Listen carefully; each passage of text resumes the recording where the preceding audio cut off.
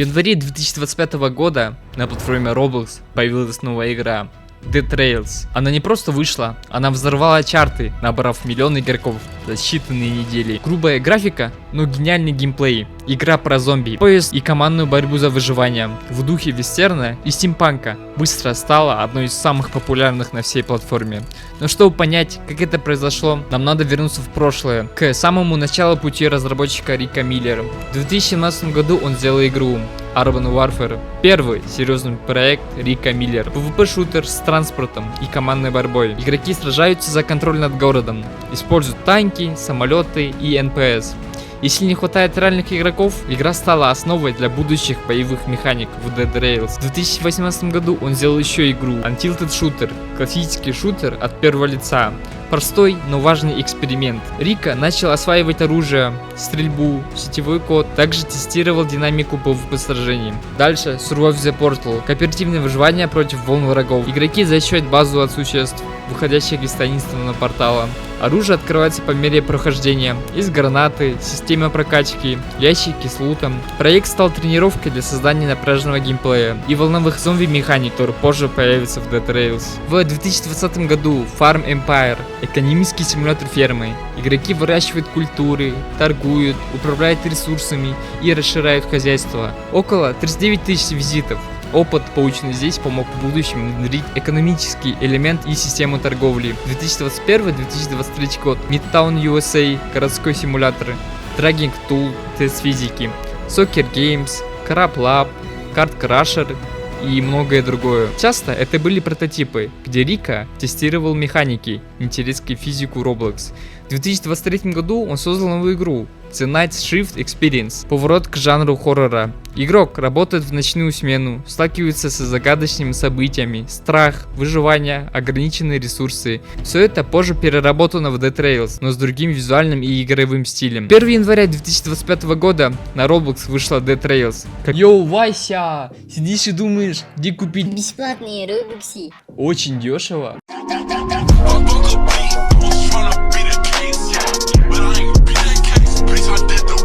GGSale – самый выгодный сайт по продаже игровых товаров. Прямо сейчас на закрытой распродаже продаются самые дешевые робоксы. 400 робоксов стоит каких-то 580 рублей. Покупаешь, и через 5 минут робокс уже на твоем аккаунте. Также на закрытой распродаже продаются много разнообразных товаров. Ссылку на распродажу я оставлю в описании и на закрепленном комментарии. Также на сайте присутствует система безопасности, благодаря которой ваши средства не поступают продавцу напрямую, а остаются в системе до тех пор, пока вы не подтвердите, что вы получили товар. Так что покупай именно на GGSale. Ссылка находится в описании и в закрепленном комментариях. 1 января 2025 года на Roblox вышла Dead Trails, кооперативный шутер выживания на поезде, наполненный зомби, паром и западной атмосферой. На момент выхода об игре почти никто не знал. В первый день в нее зашло менее 10 тысяч игроков. Проект не рекламировался официально, не продвигался блогерами и не имел платной рекламы. История игры заключается в том: альтернативной версии 19 века ученые, вдохновленные идеями Николы Теслы, начали создавать новую форму энергии на стыке электричества, пара и биологии. Опыты проводились в изолированных лабораториях, в том числе на секретной станции, где использовались живые люди и мутирующие вирусы. Проект назывался The Enlightenment Protocol, протокол просветления. Во время очередного эксперимента в лаборатории, где пытались вживить биоэлектрические импульсы в мертвые тела, произошла утечка. Вирус мутировал и вырвался на свободу. Местное население превратилось в электрически зараженные зомби. Люди бежали, города падали. Паровые поезда стали единственным способом выживания. Игроки, выжившие, вы с командой оказались в бронепоезде, который прорезает зараженные территории в поисках убежища. Каждый километр это ад, полчища мутантов, жуткие боссы, зараженные станции, мародеры и электрические твари. Но поезд не может остановиться. Если он встанет, вы погибнете. Согласно легенде, сам Никола Тесла в этой вселенной не погиб, он стал чем-то иным. Он возглавляет вирусную сеть полубессмертных, воскрешенных, контролирующие волны энергии зомби. В режиме эндгейм он появляется как финальный босс, используя ток, магниты и разум зараженных. В мире есть разные типы врагов: инфицированные, зараженные животные, зомби-гвардия. Существуют фракции выживших в некоторых обновлениях, появляются союзники, НПС или даже предатели. В недавнем обновлении Silhouette Pricing игроки узнают о системе эксперимента на зараженных, они стали первым носителем вируса. В режиме Scorched Earth выясняется, что вирус начал саморазмножение, и теперь заражена не только плоть, но и сама земля. Как же игра стала так популярна? Но все изменилось в течение первой недели. 1 января 2025 года игра Dead Trails вышла на платформе Roblox. Первый день в нее зашло менее 10 тысяч игроков.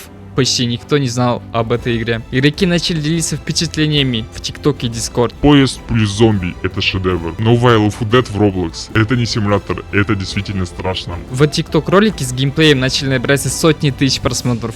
Алгоритмы YouTube Shorts и TikTok подхватили контент, и игра буквально взорвала Roblox сообщество. 5 января 2025 года количество визитов выросло до 200 тысяч. Уже начали появляться обзоры и первые отзывы от популярных Roblox блогеров. 10 января 2025 года Dead Trails достигла отметки в 1 миллион визитов. Социальные сети и TikTok уже активно продвигали игру, а игроки делились своими советами и лайфхаками. 15 января 2025 года активно начали формироваться игровые сообщества и Discord-серверы.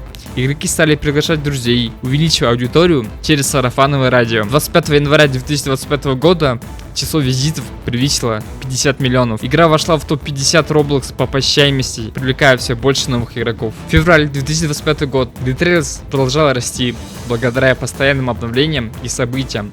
Появились новые режимы, боссы и внутриигровые события. К концу февраля визиты превысили 150 миллионов. Перед тем, как Dead Trails стала хитом, разработчик Рика Миллер пытался договориться о сотрудничестве с крупным Roblox издателем, студия Big Games. Big Games — известный издатель с множеством популярных проектов и больше опытом в продвижении. Рика Миллер надеялся, что партнерство поможет быстро вывести игру на широкую аудиторию и получить поддержку в маркетинге. Однако, студия отклонила предложение. Причины отказа были разные. Big Games посчитали, что игра слишком нишевая и не впишется в их портфолио.